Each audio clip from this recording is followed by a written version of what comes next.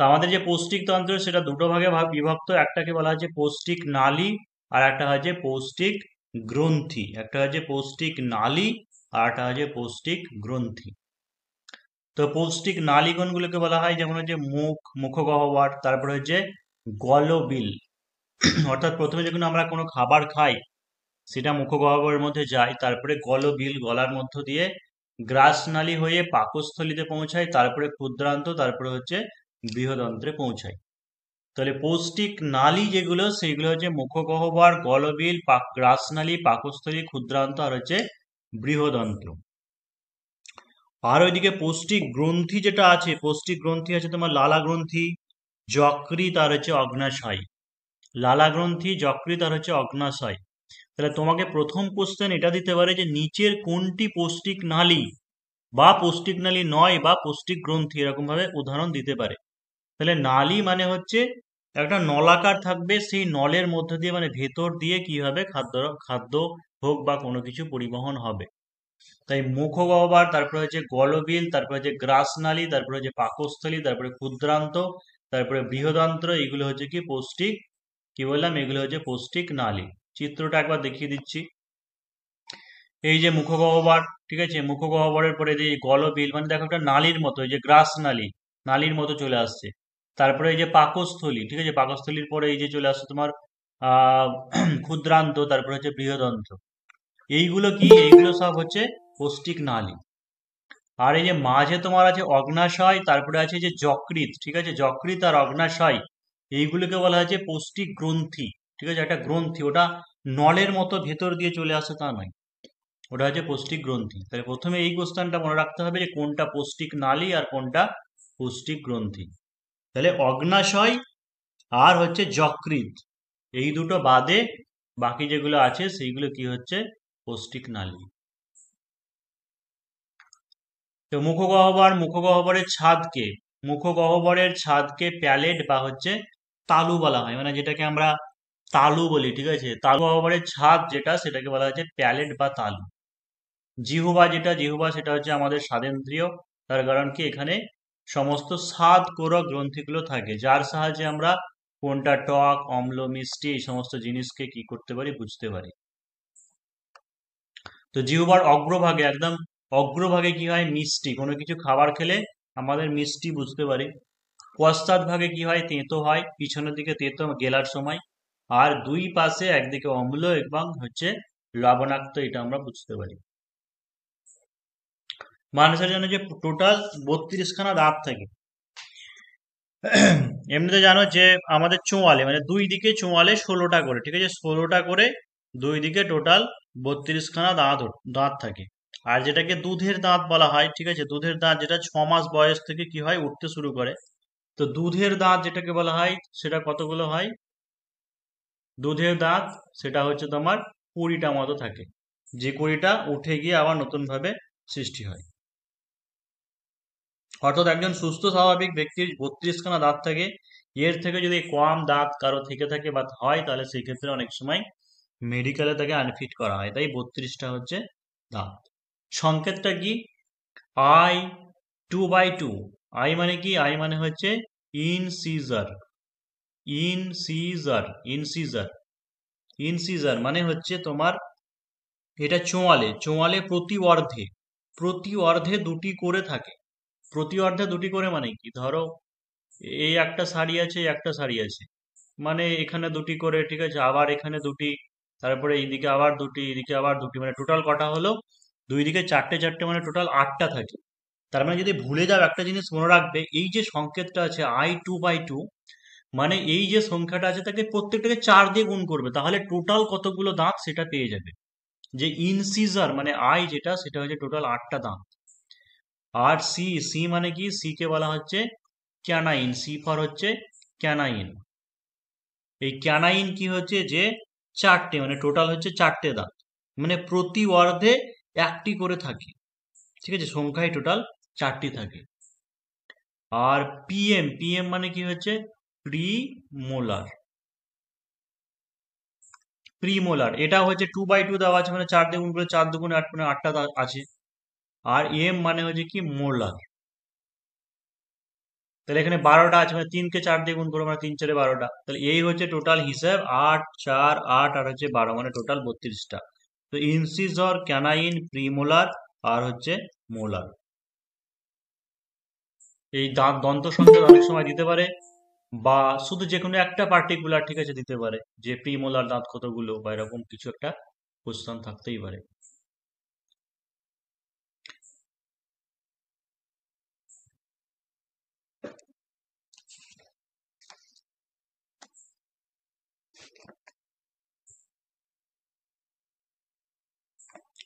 তাহলে দেখো যে পাকস্থলী, পাকস্থলী বা হচ্ছে কি স্টমাক। তো এটি গ্রাসনালীর পরবর্তী, আমরা চিত্রে দেখলাম কি যে মুখগহ্বর, মুখগহ্বরের তারপরে আসছে কি গ্রাসনালী। এই গ্রাসনালী এখানে শেষ হচ্ছে, এবং গ্রাসনালীর পরেই, ঠিক আছে, গ্রাসনালীর পরে এটা যেটা আছে সেটাকে বলা হচ্ছে পাকস্থলী। তো অনেকটা কি হয়েছে দেখো, এইভাবে চলে এসেছে, মানে কি যে আকৃতি, মানে হচ্ছে যে আকৃতি। তো এটা আপনি দিতে পারে যে পাকস্থলীটা ইংরেজি কোন লেটারের মতো দেখতে হয়। তো গ্রাসনালীর পরবর্তী যে আকৃতির বিশিষ্ট থলির মতো, একটা থলির মতো থাকে, থলির মতো অংশ, সেটাকে বলা হচ্ছে পাকস্থলী। তো এই গ্রাসনালী ও পাকস্থলীর সংযোগস্থলে কার্ডিয়াক স্ফিংটার বলে একটা পেশি থাকে, কার্ডিয়াক স্ফিংটার পেশি থাকে। এখানে কি হয় যে চর্বিত, মানে মুখে যখন আমরা কোনো একটা খাবার দিচ্ছি, তো সেই চর্বিত ও লালা মিশ্রিত খাদ্য সেটা পাকস্থলীতে পৌঁছালে প্রোটিন ও ফ্যাট জাতীয় খাদ্যের পরিপাক হয়। অর্থাৎ পাকস্থলীর মধ্যে কি হচ্ছে, প্রোটিন এবং ফ্যাট দুটো জাতীয় খাদ্যের পরিপাক হয়। সেই সাথে কি হচ্ছে, পাকস্থলীতে জল, স্যালাইন ওয়াটার, গ্লুকোজ এবং কয়েক প্রকার ঔষধ এইগুলো শোষিত হয়। পাকস্থলীর থেকে আরেকটা জিনিস জানো যে হাইড্রোক্লোরিক, যেটা হচ্ছে হাইড্রোক্লোরিক HCl, সেটা ক্ষরিত হয়। তার সঙ্গে সঙ্গে পাকস্থলীর মিউকাস গ্রন্থি, যেটা মিউকাস গ্রন্থি থেকে মিউকাস উৎসেচক, পেপটিক গ্রন্থি থেকে হচ্ছে পেপসিন, এবং অক্সিনটিক গ্রন্থি থেকে যেটা, সেটা হচ্ছে হাইড্রোক্লোরিক উৎসেচক ক্ষরিত হয়। তো এই কোশ্চেনটা একটু ডেপ থেকে করে রাখতে হবে, যে আমরা সবাই জানি একটা কোশ্চেন এটা দেয় যে হাইড্রোক্লোরিক অ্যাসিড কোথা থেকে ক্ষরিত হয়, এটা একটা কমন কোশ্চেন, সবাই জানে যে পাকস্থলী থেকে।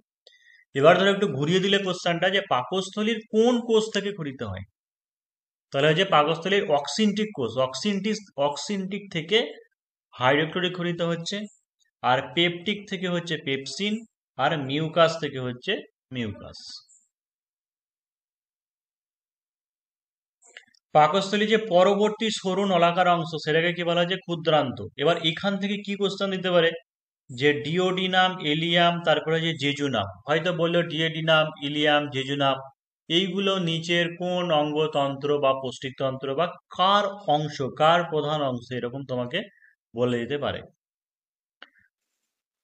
তো এখানে যে দেখতে পাচ্ছি যে ডিওডেনাম, তারপরে হচ্ছে শুধু ডিওডেনামটাই মনে হচ্ছে দেওয়া আছে, ডিওডেনাম, জেজুনাম আর হচ্ছে এলিয়াম, মানে পাকস্থলী তারপরে যেটা হচ্ছে সেই তোমার হচ্ছে ক্ষুদ্রান্ত, সেখানের যে প্রধান তিনটে অংশ সেটা হচ্ছে ডিওডেনাম, ক্ষুদ্রান্ত, ডিওডেনাম, ইলিয়াম আর হচ্ছে জেজুনাম নিয়ে গঠিত।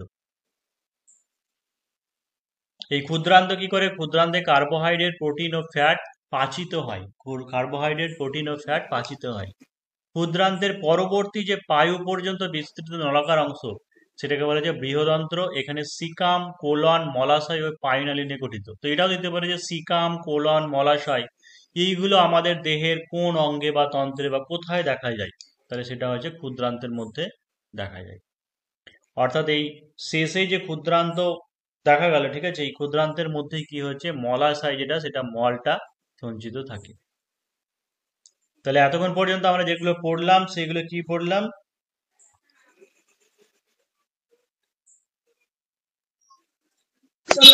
পৌষ্টিক নালী, যে হচ্ছে পৌষ্টিক নালী, সরি ক্ষুদ্রান্ত বলে দিলাম এটা ভুল করে, যে বৃহদন্ত্র, মানে ক্ষুদ্রান্ত, ক্ষুদ্রান্তের মধ্যে কি হচ্ছে, কার্বোহাইড্রেট, প্রোটিন বা ফ্যাট এগুলো কি হচ্ছে, পাচিত হচ্ছে, আর পাচনের পরে এই বৃহদন্ত্রের মধ্যে কি হচ্ছে, সেটা মল রূপে সঞ্চিত থাকছে, ঠিক আছে, মল রূপে সঞ্চিত হয়, এবং সেটাই পরবর্তীকালে বায়ু পথে, ঠিক আছে, মল হিসেবে দেহের বাইরে নির্গত হয়।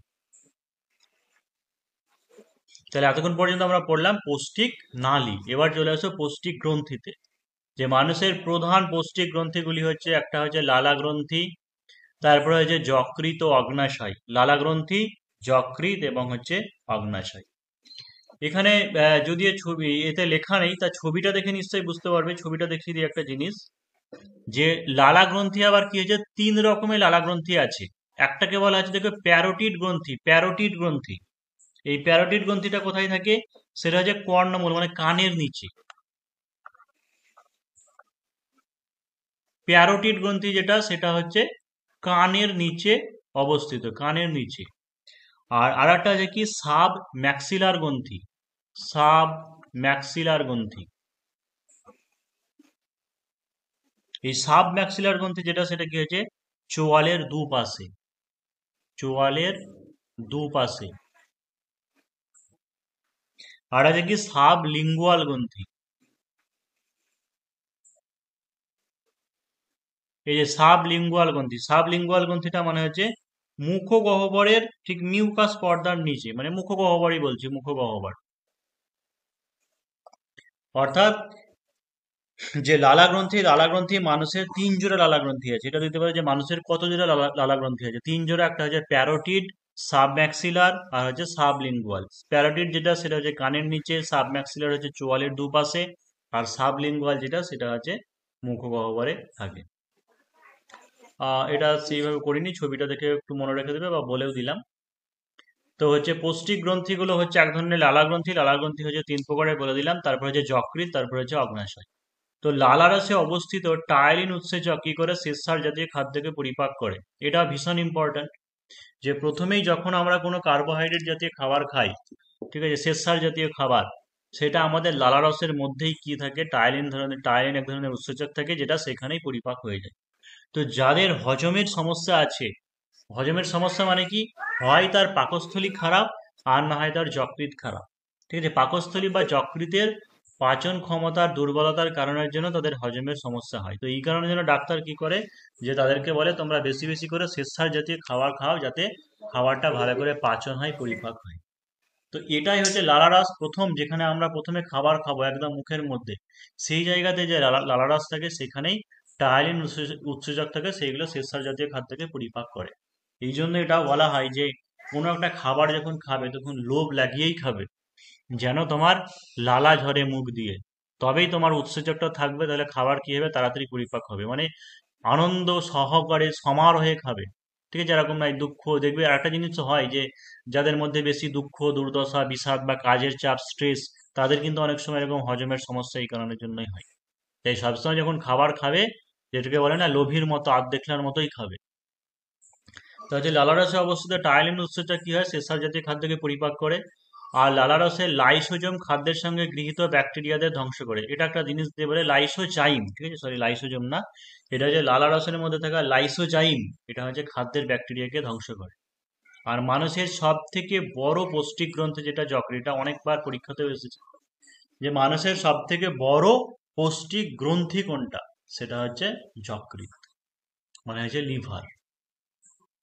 তো এই যকৃৎ থেকে কি হচ্ছে, পিত্ত লবণ খরিত হয়, এবং পিত্তে অবস্থিত, পিত্তে অবস্থিত যে পিত্ত লবণ, সেটা স্নেহ জাতীয়, স্নেহ বাংলা ইংরেজি কি মানে হচ্ছে ফ্যাট জাতীয়, মানে হচ্ছে ফ্যাট জাতীয় খাদ্যকে সে পরিপাক ও শোষণ করতে সাহায্য করে। আর যকৃতের যেটা কুফার কোষ বলে আছে, সে রোগ জীবাণু ধ্বংস করে। তাহলে একটা জিনিস আমরা আরেকবার মনে করিয়ে দিই, যেটা হচ্ছে আমাদের মুখগহ্বর মানে লালা রস, এই লালা রস মেনলি কি করছে, কার্বোহাইড্রেট বা হচ্ছে শ্বেতসার জাতীয় যে খাবার, সেটাকে পরিপাক করছে।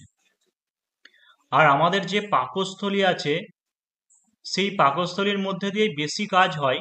মানে তোমার সবই একরকম করে, মানে কার্বোহাইড্রেট, তারপর হচ্ছে প্রোটিন, তারপর হচ্ছে ফ্যাট, প্রায় সমস্ত রকমের খাদ্যকেই পরিপাক করতে সাহায্য করে। কিন্তু যকৃৎ, যে যকৃতে মেনলি কি হয়, পিত্ত লবণ মানে স্নেহ জাতীয় খাবার, অর্থাৎ ফ্যাট জাতীয় খাবারকে পরিপাক ও শোষণ করে। অর্থাৎ এমনিতেও দেখো দেহের ভগবানের কি মানে লীলা, যে ফ্যাট জাতীয় খাবার মানে বেশি ফ্যাট জাতীয় খাবারে কি হচ্ছে, একটু বেশি তেল ঝাল মশলা থাকছে, মানে এগুলোকে হজম করা বেশি সমস্যা। এই কারণের জন্য কি করেছে, যে দুটো অপশন রেখেছে, একবার পাকস্থলীতেও করবে, তারপরে সবশেষে আবার একটা যকৃত অপশন রেখেছে, যকৃত করবে। তো এই কারণে যেন অনেকে যাদের হজমের সমস্যা হয়, দেখে নেয়, ঠিক আছে, কোন খাবারটা, মানে কারো দেখবে হয়তো দুধ খাওয়া বেশি পছন্দ মানে সহ্য হয় না, বা বেশি ফ্যাট জাতীয় খাবার মানে ঘি বা এগুলো খাওয়া সহ্য হয় না, মানে কি তাদের লিভার খারাপ। কারা যদি দেখা যায় যে হয়তো মাংস টাংস বা এই সমস্ত খাবার বা ডাল জাতীয় খাবার বা হাই প্রোটিন, ঠিক আছে, বেশি মোটা মাছ খাবার পছন্দ মানে সহ্য হচ্ছে না, তার মানে কি তাদের হচ্ছে পাকস্থলী খারাপ।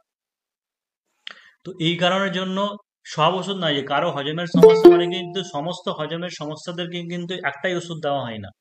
তো এইটা একটা বুঝতে হবে যে পাকস্থলীর কাজ একটু আলাদা আছে এবং হচ্ছে যকৃতের কাজটাও আলাদা আছে। তো মেনলি লালারস যে সে কার্বোহাইড্রেট জাতীয় খাবার পরিপাক করবে, পাকস্থলী যে কার্বোহাইড্রেট প্রোটিন ফ্যাট মানে সমস্ত রকমই করবে, আর যকৃৎ যেটা করবে, যকৃৎ সেটা হচ্ছে ফ্যাট জাতীয় খাবারকে পরিপাক করবে। তো এই কোশ্চেন দেখে নেবে যে হয়তো বললো যে ফ্যাট জাতীয় খাবার পরিপাক করে প্রধান কে, তখন অবশ্যই যকৃৎকে আমাদের আনসার করতে হবে। এবং সেই সঙ্গে যকৃতের মধ্যে যকৃতে থাকা যে কুফার কোষ থাকে, কুফার বলে এক ধরনের কোষ থাকে, সে কি করে রোগ জীবাণুকে ধ্বংস করে। এবার দেখো যে কার্বোহাইড্রেট জাতীয় যে সমস্ত খাবার খায় সেইগুলো যে উৎসেচক খাদ্যকে পরিপাক করে তাদের কয়েকটা উদাহরণ, যেমন হচ্ছে মল্টেজ, সুক্রেজ, ল্যাকটেজ, তারপরে যে স্যালিভারি অ্যামাইলেজ, স্যালিভারি অ্যামাইলেজ, শুধু মাইলেজ হয়ে গেছে, এটা অ্যামাইলেজ হবে, স্যালিভারি অ্যামাইলেজ, সেলিভারি হয়ে গেছে স্যালিভারি অ্যামাইলেজ। মানে কার্বোহাইড্রেট জাতীয় যে সমস্ত উৎসেচকগুলো আছে সবার শেষে লেজ আছে, লেজ, যে maltase, sucrase, lactase, salivary amylase. এই স্যালিভারি অ্যামাইলেজেরই আর একটা নাম কি হচ্ছে, সেটা হচ্ছে টায়ালিন। প্রোটিন জাতীয় পরিপাককারী যে সমস্ত উৎসেচক মানে প্রোটিন জাতীয় খাবারকে পরিপাক করবে, এগুলো শেষে কি থাকবে, ইন কথাটা থাকবে শেষে, ইন কথা মানে হচ্ছে pepsin, trypsin, renin, pepsin, trypsin, renin. Fat জাতীয় পরিপাককারী উৎসেচক গ্যাস্ট্রিক লাইপেজ, ঠিক আছে, গ্যাস্ট্রিক লাইপেজ। আর একটা জিনিস এবার দেখে নাও যে স্যালিভারি অ্যামাইলেজ বা টায়ালিন উৎসেচক যেটা, সেটা শ্বেতসার জাতীয় খাদ্যকে কিসে পরিণত করে, মল্টোজে পরিণত করে, মল্টোজ। আর পেপসিন উৎসেচক যেটা, সেটা প্রোটিন জাতীয় খাদ্য কি করে, পেপটোনে পরিণত করে। এইগুলো যখন 7, 8, 9, 10 যে সমস্ত সিলেবাসে দেওয়া আছে প্রচুর অনেক কিছু দেওয়া আছে, কিন্তু অত এক্সাম্পল করার দরকার নেই, আমি যেটুকু দিচ্ছি শুধু সেটুকুই করবে।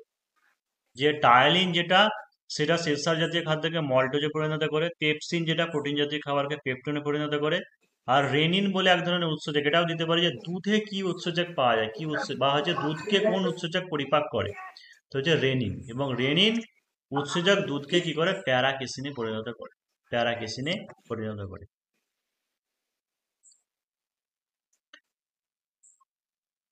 এবার চলে এসো যে ব্লাড, এই যে জায়গাটা আছে তোমার ভীষণ ইম্পর্টেন্ট, যে সংবহন তন্ত্র, ঠিক আছে, মানে যেটা হচ্ছে যে সংবহন তন্ত্র, অর্থাৎ আমাদের দেহের যে সংবহন তন্ত্র, যার মাধ্যমে কি হচ্ছে যে বিভিন্ন জল, তারপর হচ্ছে খাদ্য বা উৎসেচক, এই সমস্ত জিনিস সরবরাহিত হয়, সেইগুলোকে বলা হয় সংবহন তন্ত্র। সংবহন তন্ত্রের প্রধান যে উপাদান সেটা হচ্ছে রক্ত, রক্তবাহ। সংবহন তন্ত্র এর প্রধান উপাদান একটা হচ্ছে রক্ত, তারপরে হচ্ছে রক্তবাহ, আর হচ্ছে কি হৃৎপিণ্ড, হৃৎপিণ্ড। তো এই জায়গাটা ভীষণ ইম্পর্টেন্ট, একটু ভালো করে পড়তে হবে। রক্তবাহ মানে কি, যেমন ধমনী, তারপরে হচ্ছে শিরা, তারপরে হচ্ছে বিভিন্ন জালক, এইগুলোকে বলা হচ্ছে রক্তবাহ। তার আগে প্রথমে রক্ত চলে আসি। রক্ত হলো কি এক প্রকারের তরল যোগ কলা, যা শিরা এবং হচ্ছে ধমনীর মধ্যে থাকে, তরল যোগ কলা যেটা শিরা ও ধমনীর মাঝখানে থাকে। রক্তের যে উপাদান সেগুলো দেখে নাও, যে একটা হচ্ছে রক্ত রস, যেটা প্রায় 55%, এবং রক্ত কণিকা যেটা, সেটা হচ্ছে 45%। এবং রক্ত রসের মধ্যে আবার ভাগ